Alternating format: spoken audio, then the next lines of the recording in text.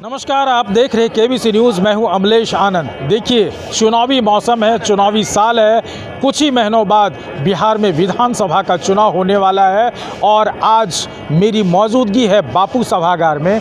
आपको मैं तस्वीरों के माध्यम से यहां भीड़ दिखा रहा हूं। ये भीड़ किसकी है?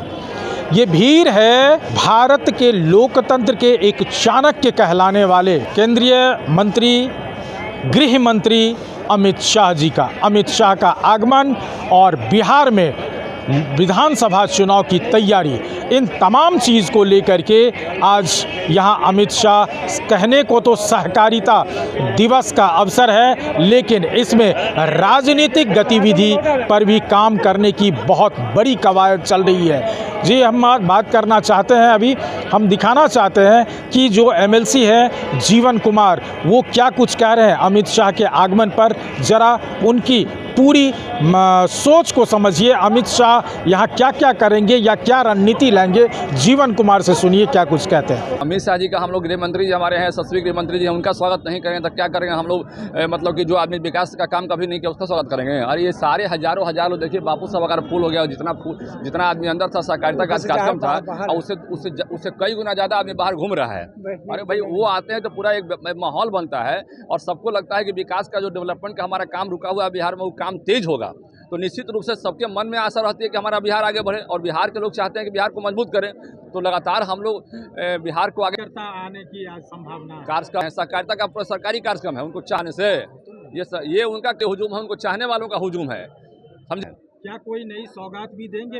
हाँ है, वो पूरा किया है। धारा 370 के बारे में कहते थे कि देश में धारा, उसके विपक्ष में अब बहुत लोग यहाँ कश्मीर में बयान देते थे और कांग्रेस के लोग बोलते थे कि देश में खून खराबा कर देंगे और देश में खून की नदियाँ बह जाएंगी। लेकिन ऐसा नक्सल को कहा है कि समूल नष्ट करें नक्सल को, और पूरे देश चुनाव करवाया। जहाँ कभी चुनाव संभव दिक्कतें आती थी, म्यांमार के बॉर्डर पर दिक्कतें आती थी, लेकिन वहाँ भी चुनाव करवाया। हर जगह उन्होंने चुनाव करवाया। उन्होंने कई चीज़ ऐसी लागू की जो देश में लोग असंभव मानते थे। रामलीला मंदिर पर देखे ना कैसे बना।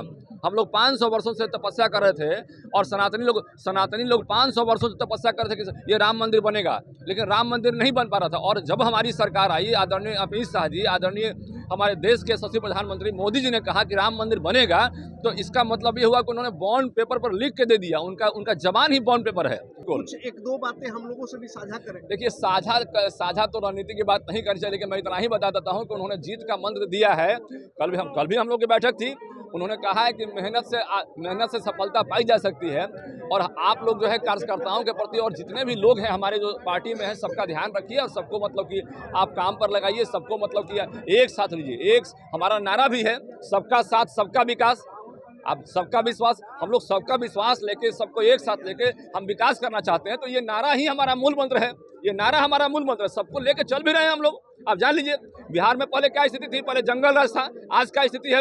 आज 6 बजे के बाद नहीं, 12 बजे के बाद हमारी घर की बहनें जो है 25 लाख, 20 लाख, 1 करोड़ पर लेके बैग में चलती है। तो किसी का हिम्मत नहीं है उसको छू देने का। आप देखे, ये पहली बार बैग नहीं छूते, सीधे बैंक ही लूट ले रहे हैं। पहले सुन लीजिए, पहले सुन तो लीजिए पूरा। ये पहली बार हुआ है, ये पहली बार हुआ है आज़ादी के बाद। सुन लीजिए, आज़ादी के बाद पहली बार हुआ है कि अखिल भारतीय विद्यार्थी परिषद के हमारी कैंडिडेट जो है, ये महिला कैंडिडेट अध्यक्ष बनी है। ये प्रमाण है। ये जो है, ये पूसू जो है पटना यूनिवर्सिटी के चुनाव में, चूंकि हम भी बहुत उसमें अंदर से मतलब इन्वॉल्व थे, तो ये पटना यूनिवर्सिटी ने एक संदेश दिया है। आज़ादी के बाद पहली बार यहाँ की कोई महिला जो है, यहाँ पर जो है हमारी बहन जो है पटना यूनिवर्सिटी की स्टूडेंट यूनियन की अध्यक्ष बनी है। उत्तरी बिहार बाढ़ के चपेट में है, लेकिन कोई काम नहीं किए। आज उत्तर बिहार को हम लोग जो है बाढ़ मुक्त करने का जो प्लान बनाए हैं, आप देखिएगा कि बहुत जल्द वो बाढ़ मुक्त होगा, जान लीजिए। लेकिन उस पे भी पप्पू यादव सियासत शुरू कर दी। पप्पू यादव तो कोई काम करना नहीं है। कभी मोटरसाइकिल पर बैठ कर उनको टीआरपी हाई करना है, उनको कोई काम। कभी जो छत्ता पर बैठ कर जो है, गाड़ी के छत पर बैठ कर यूथ लोग कैसे हाई करे, कैसे लोग उनको धन्यवाद दे। अब पप्पू यादव जिंदाबाद, उनको तो केवल यही काम करना है। राजनीति तो केवल इसी पर करते हैं, उनकी यही टिकी हुई है। अरे भाई, काम पर राजनीति टिकी हो तब ना। अमित शाह जी हमारे गृह मंत्री हैं, उनका राजनीति काम पर टिका हुआ है। अभी देखिए, अब वहाँ गुजरात को देखिए, लगातार हम जीत रहे हैं वहाँ पर। कोई जनता मूर्ख नहीं है देश की, ऐसे वोट नहीं देती है। वो जानती है कि जब आप काम करेंगे तो तब वोट देंगे। और यहाँ पर इसलिए लगातार हमारी सरकार बनी है।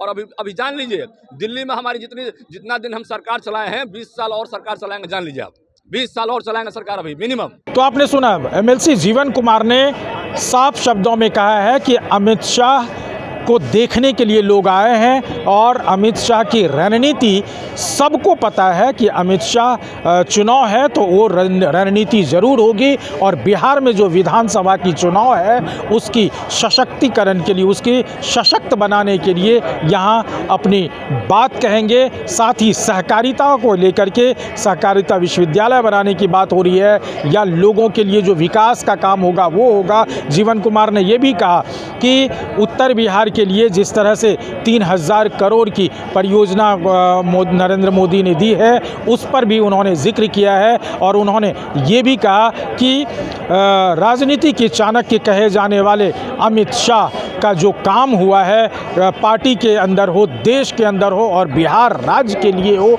वो सराहनीय रही है। जैसा कि आपको बता दें कि कल अमित शाह पटना पहुंचे और पार्टी कार्यालय में देर रात तक बैठक हुई और उन्होंने साफ साफ निर्देश दिया है अपने विधायकों को, अपने कार्यकर्ताओं को कि अब कार्यालय में बैठने का समय नहीं है। आप ये समझिए कि कल ही चुनाव है। अमित शाह की रणनीति को समझिए। चाणक्य वैसे नहीं कहा जाता है राजनीति का, उनकी रणनीति है कि आप ये समझ लीजिए कि कल ही चुनाव है और उस हिसाब से आप लोग क्षेत्र में जुट जाइए। अब देखना होगा कि अमित शाह की जो ये रणनीति और चाणक्य नीति है ये 2025 के बिहार विधानसभा चुनाव पर कितना प्रभाव डाल पाता है। अमलेश आनंद, केबीसी न्यूज़, पटना।